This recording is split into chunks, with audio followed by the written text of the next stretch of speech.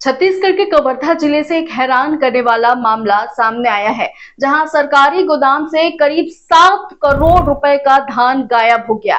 जब इस धान के बारे में सवाल उठे तो जिम्मेदार अधिकारियों ने जो जवाब दिया, उसने सभी को चौंका दिया। अधिकारियों का कहना है कि धान को चूहे और दीमक खा गए।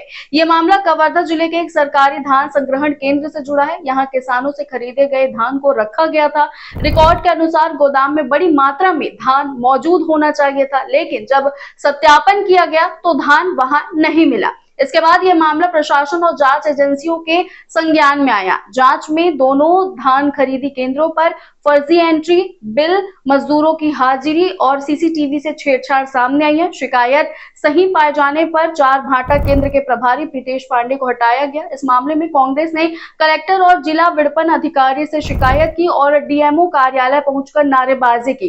प्रदर्शनकारियों ने विपणन संघ अधिकारी को चूहा पकड़ने का पिंजरा सौंपते हुए मामले की निष्पक्ष जांच और दोषियों पर सख्त कार्रवाई की मांग की है। लेटेस्ट अपडेट्स के लिए मैम छत्तीसगढ़ को सब्सक्राइब करना ना भूलें।